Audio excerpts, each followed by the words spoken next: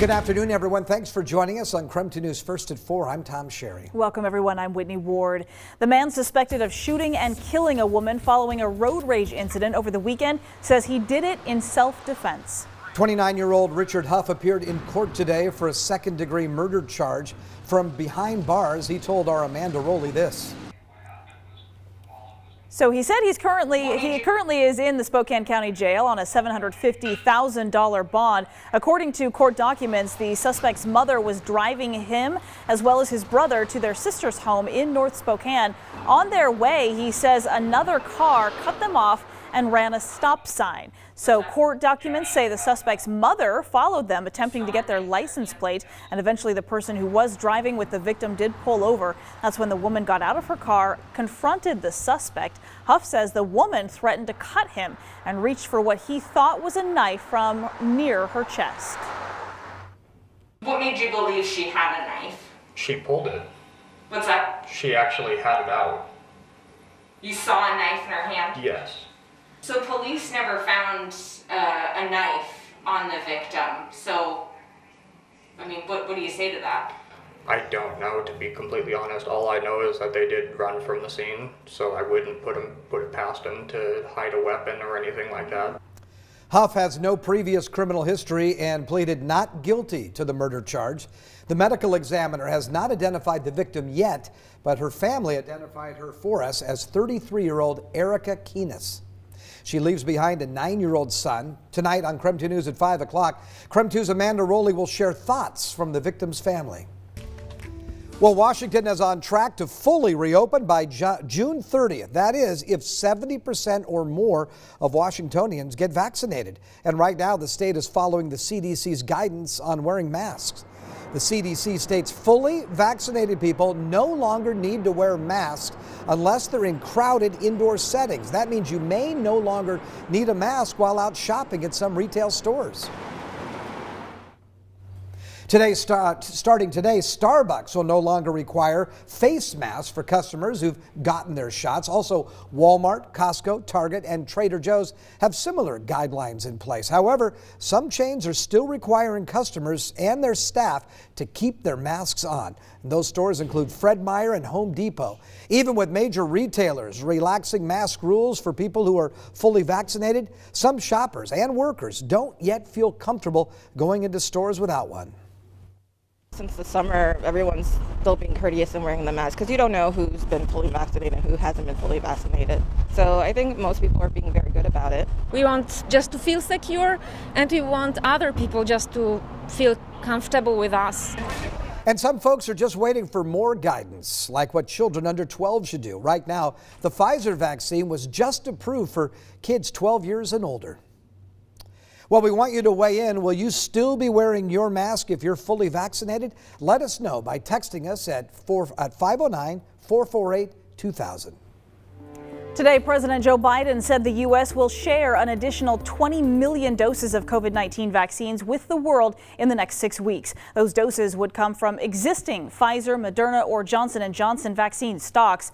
This is the first time the U.S. vaccines will be shared overseas, and it comes as domestic demand for the shots has dropped significantly in recent weeks. More than 157 million Americans have received at least one dose of their vaccine, and 123 million are fully vaccinated. President Biden hopes the U.S. will have 160 million people fully vaccinated by the 4th of July.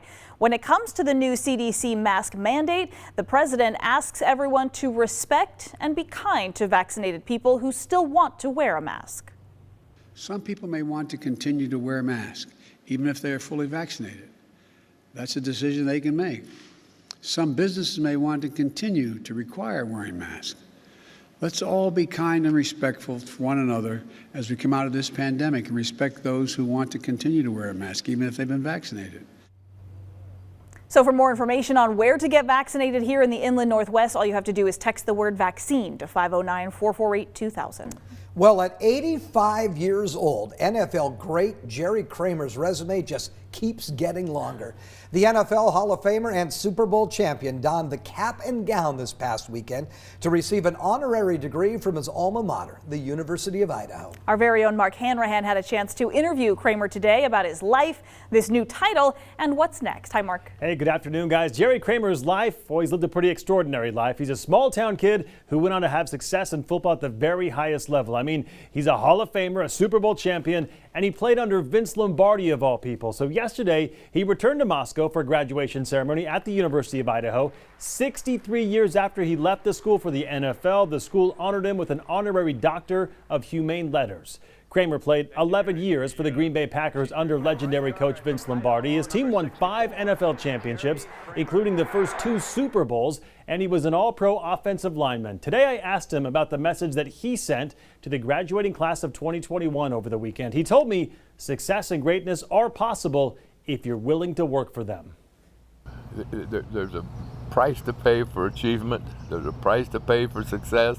And if you're willing to pay the price, make the sacrifice, do the things you have to do, prepare yourself properly, commit yourself emotionally, mentally, physically, discipline to stay on line and do the job right. You don't do things right once in a while, you do them right all the time. There's echoes of Lombardi, of course, you know. So, but those are wonderful philosophies and beliefs, and they work in the business world if you work. So Kramer and I talked about so much more during our conversation today, including about what is next for the Hall of Famer. He told me he wants to make a movie about Lombardi and his championship team, so I asked him, what actor do you think should play Vince Lombardi? His answer coming up on KREM2 News at 5 today. Back to you guys. That's kind of fun to think about. That's awesome. I want to know, did Jerry Kramer know my dad? I mean, those are all the things that were told to me growing up. Right? I love that. I don't know if that was a generational thing, but it still seems like great advice. We need more of Stands the that. test of time, that's for sure. Mark, thanks very much.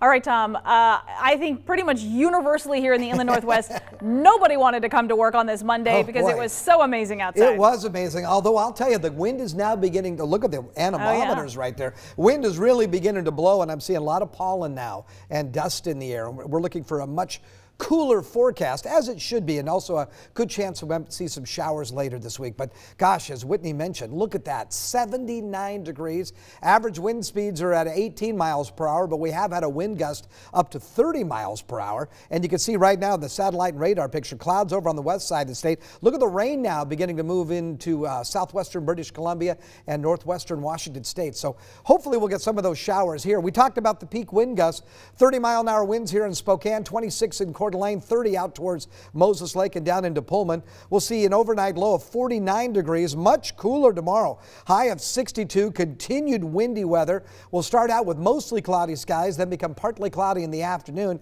And for the weekend, we get back up to the low 70s with a slight chance of showers both Saturday and Sunday. 70 on Saturday, 71 on Sunday. All of the rest of your 7-day forecast all coming up in a few minutes. Well,